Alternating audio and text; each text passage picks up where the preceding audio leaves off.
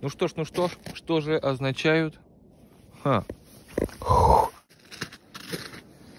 21 это номер квартала, в котором мы сейчас находимся и находятся данные мероприятия производились. 24-25 это номер деляночки.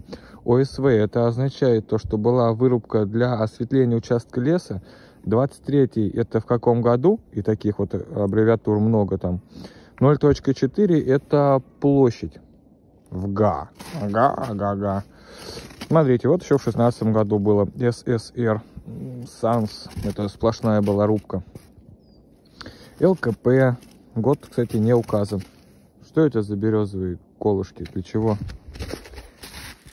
И что вот это обозначает? А?